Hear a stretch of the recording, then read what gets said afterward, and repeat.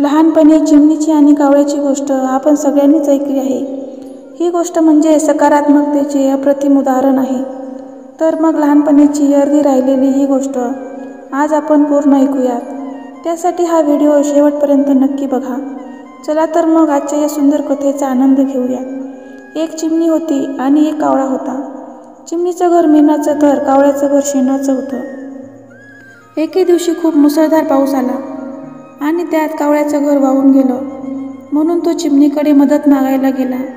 पण चिमणी आपल्या कामात इतकी व्यस्त होती की तिने दारच उघडलं नाही.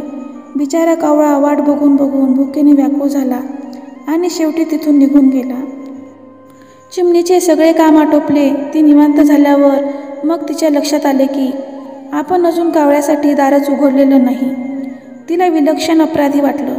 म्हणून तिनं गडबडीने दरवाजा उघडला. पण बाहेर कावळा नव्हता.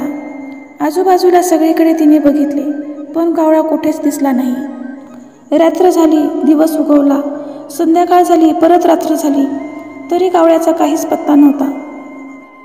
चिमणीचं मन कशातच लागेना, कारण तिला सवय झाली होती कावळ्याने बंद दारावर केलेल्या टकटकीची. दिवसातून कित्येक वेळा भास होऊन तिने दार उघडलं, पण बाहेर कुणी नाही हे बघून ती निराश झाली. अनेक दिवस उलटले. चिमणीच्या मनातून काही कावळा जाईना. मग तिने कावळ्याचा शोध घ्यायचं ठरवलं.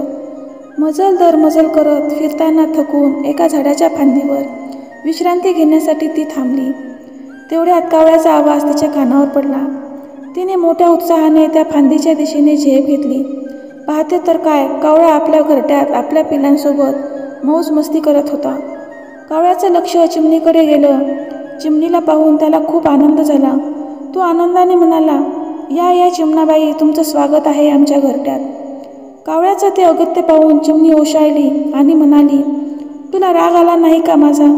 त्यावर कावळा म्हणाला, छे छे, प्रत्येकाचं आपलं स्वतंत्र विश्व असतं, जसं तुझं होतं. तुला त्यात माझी गरज कधीच नव्हती. गरज मला होती म्हणून मी आलो होतो. माझी गरज भागवण्यासाठी तू तुझ्या विश्वातून बाहेर येऊन मला साथ देणं किंवा तुझ्या विश्वात मला प्रवेश देणं, या दोन्ही गोष्टी अतिक्रमणासारख्याच घडल्या असत्या. म्हणून मग मी स्वतःच वजा व्हायचं ठरवलं आणि निघालो एकटाच तुझ्या विश्वापासून दूर. आणि बघ, माझ्या घरट्यात मी किती आनंदी आहे. पण चिमणाबाई, माझ्या घरट्यात तू केव्हाही येऊ शकतेस. तुझी टकटक ऐकून मी लगेच दार उघडेल, क्षणाचाही विलंब न करता. चिमणीचे डोळे पाणावले. भरल्या कंठाने निरोप घेऊन ती निघाली. आपल्या सगळ्यांचीच अवस्था ना थोड्याफार प्रमाणात त्या चिमणाबाईसारखीच झाली आहे. म्हणजे कुणीतरी आपलं माणूस आर्तपणे आपल्याला साथ घालते हे आपल्या ध्यानीच नसतं. ह्या आपल्या माणसांमध्ये भाऊ बहीण, मित्रमैत्रीण, आई वडील, बऱ्याचदा पोटची मुलंही असू शकतात. त्यांची आर्तसाद आपल्याला ऐकूच येत नाही. आपण नेहमी आपल्याच कामात व्यस्त असतो. आपली स्वप्न पूर्ण करण्यात आपण इतके व्यस्त होऊन जातो की आपली कुणीतरी वाट बघतोय हे पण आपल्या लक्षात राहत नाही. तोपर्यंत त्यांची सहनशक्ती संपते आणि ते त्यांचं वेगळं विश्व निर्माण करतात. त्या विश्वात आपल्याला स्थान नसतं आणि हे लक्षात येईपर्यंत आपण फार एकटे झालेले असतो. आणि असं होऊ नये असं वाटत असेल तर मला कुणाचीच गरज नाही हा अहंकार बाळगू नका. वेळीच टकटक ऐकायला शिका, कारण वेळ प्रत्येकाची येते. व्हिडिओ आवडला तर लाईक करा, शेअर करा आणि चॅनलला सबस्क्राईब करायला विसरू नका. पुन्हा भेटूयात अशी सुंदर कथा घेऊन. तोपर्यंत जय श्री कृष्ण.